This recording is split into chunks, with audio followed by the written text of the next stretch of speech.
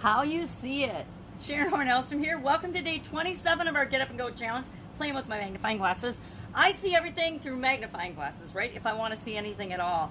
And our discussion today, I want to just talk a couple of minutes about how you see things, how we all as humans see things, and the importance that that has in any area and aspect of our life. Of course, we're discussing the 7 areas and aspects of our life: physical, mental, emotional, spiritual, contribution. Actually, I am talking about the wrong thing. I just realized I am looking at tomorrow's topic because I'm going out of town, and instead of talking about contribution, as I said contribution, it triggered my memory and I remembered we are talking about contribution today. So I'm trying to decide if I want to talk about what I was going to talk about mistakenly and come back to contribution tomorrow. I'm going to do that. All right, so we're going to talk about how we see things today. And tomorrow, you already know, I'm going to come back and talk about the 7th area, contribution, and we are going to go through the SOAP framework on that. Oh my goodness, it feels like a Monday, but it's Thursday. We're actually interning my father today in his ashes at the cemetery, so maybe I'm a little discombobulated. So tomorrow we will talk, use the SOAP framework on the 7th area of our life, contribution. Today, let's talk about this because we can mix up the subjects and do whatever we want. It's our challenge. Let's talk about how we see things. I personally love talking about how we see things because I am legally blind. I don't see things very well at all. Literally see things. And being a traditionally visual person, I've always been a really visual person, it's been a challenge and a struggle for me. But not really. You know, it's like any other change. I've been using the SOAP framework for so long that whenever something happens, I just figure it out. I just roll with it and figure it out. And usually I figure it out in 1 or 2 or sometimes 20 tries, better than if I hadn't gone through the process at all. If I had just been winging it or just reacting ad hoc, I get better results each and every time. And that part of that is because of how I see things. I used to be like everybody else. I used to just kind of roll. Whatever happened, I would just react to it. Whatever happened, I would just immediately respond. And it wasn't always the prettiest response. I used to be pretty hot-headed, high-tempered, egotistical, and would fly off the handle. When we're young, it's always high energy. I wanted things done right now, my way, or the highway. You know, back then, I hate to admit that I was that way, but I really was. Nowadays, not so much. Nowadays, I've learned that it's a lot more fun to go with the flow. And I've noticed a few things about that and about myself. As we learn about ourselves, as we know better, we do better, right? We have the excuse of not knowing, but then once we know or we learn something, we don't have that excuse anymore. We can't say, well, I don't know. I didn't know that was true. Guess what? Challenges and change and experiences are actually neutral. Have you ever noticed that in the English language or in everything, how much more emphasis there is on negative than there is on positive? I was doing something, I can't remember what it was, to write a book, I believe, and I was researching different words to describe emotions, different types of emotions. And I looked up all the emotion words, and it was like 3 or 4 times more negative words than there were positive words just to describe human emotions. So guess what? The less words we have to describe something, or the more words we have to describe something, the more often we're going to experience that feeling. That's why they've done studies and they've found out that people with bigger, better vocabularies tend to rise in different organizations and tend to take on positions of leadership. And I think part of it is because they have more emotions to draw upon. They have more experiences to choose from than people that don't lead, that focus on the negative, that look more toward and have had more negative experiences. So I find that really fascinating, and I don't study words. I'm not a linguist or anything, but I have noticed that there is a lot more emphasis on the negative than there ever is on the positive. And that's not only in the words that we use and our vocabulary, but it's also in the stories and the way people express themselves. Have you ever asked anybody what they want? Hey, what do you want? You know, you're in a situation, they're complaining about something, well, what do you want? And they can't tell you, but they can tell you for 3 hours what they don't want and why somebody has wronged them or harmed them in all kinds of creative and negative exclamatory ways, right? So what do we do about this? We know that we're inundated with negative. It's a given that we're bombarded with negative all the time. I've got a friend, and his name's JJ Burden, and he talks about the FASCO: failure, adversities, setbacks, challenges, and obstacles. Love him, love his work. But there's 5 negative things that he talks about, because there's 5 ways of describing negative experiences, and there's actually probably 50 ways of describing negative things, versus when we think of the positive side, the flip side of that coin. What are the positive ways of describing experiences? And experience, change, but how many of us hear the word change and we immediately feel like this sunken feeling, and we're like, oh my God, change, what's that going to mean for me? How am I going to have to do? What am I going to have to do now? And it triggers a whole slew of things in us, usually associated with negative past experiences, because when we hear change, we pull up all of our past negative experiences and we think about them.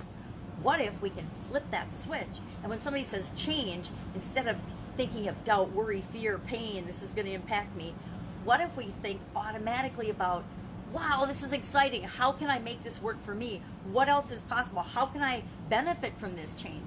Because like experiences aren't, most of our experiences aren't negative. We remember the negative ones because we grow the most from the negative experiences and the pain that we've experienced. But if you look at our overall life, usually there's more positives in it.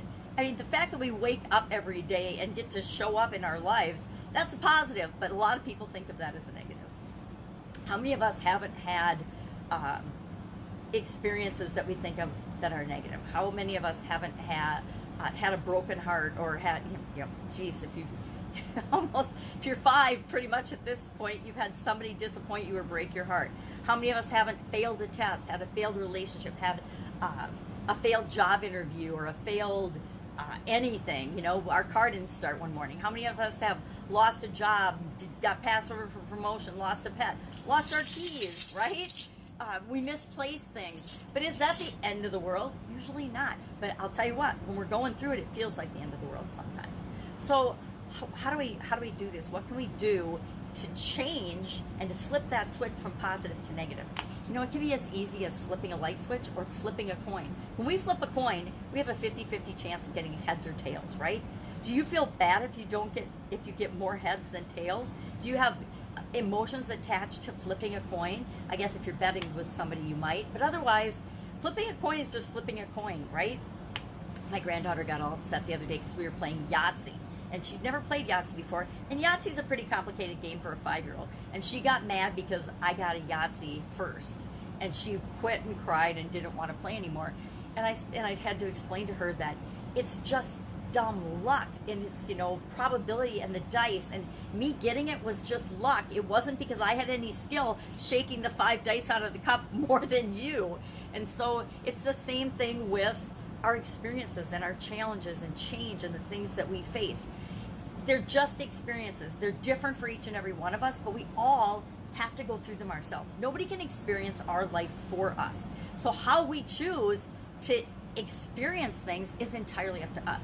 That's the really important thing to remember, is we feel like things are outside of our control, but how we respond to absolutely positively everything that happens to us, through us, and around us, it's up to us to decide.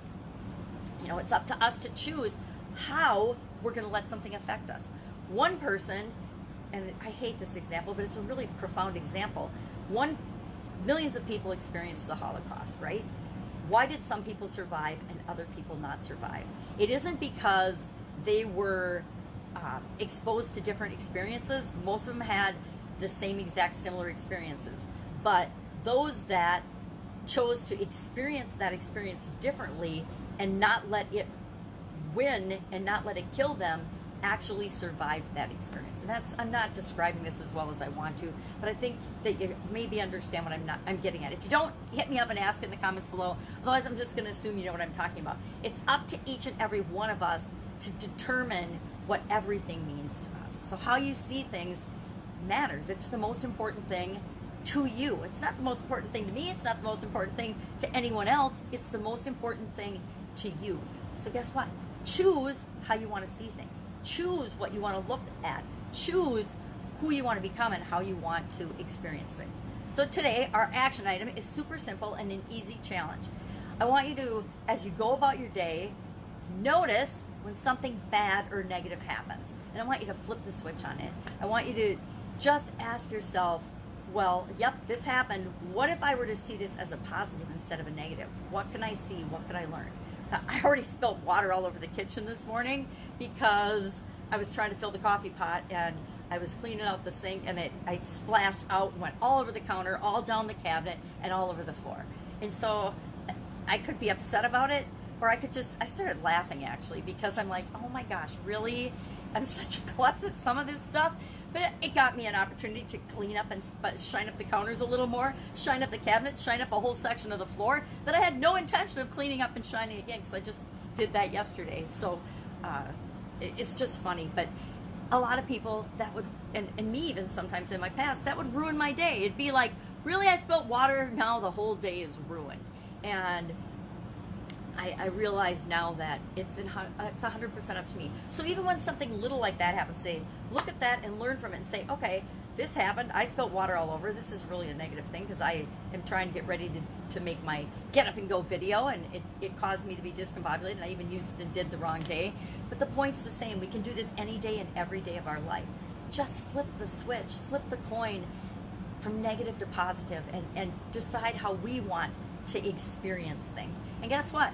I don't even cry over spilt milk anymore. I don't cry over spilt anything because it just happens. And it's happened to maybe slow me down, maybe remind me about something else, maybe give me an example for my video today. Really? We don't know why things happen necessarily, but how we react to them, how we respond to them is always up to us. So do that today. Flip something small. And if you got something big and you can flip the switch on it, do that. But for sure, try it on something small today. And if you're brave, share in the comments below what happened for you so that we can all benefit from it. Have an absolutely awesome, amazing day. We will talk about the scope of contribution tomorrow since I messed up my days. If I can help you in any way, hit me up. Otherwise, I will be with you tomorrow. Bye.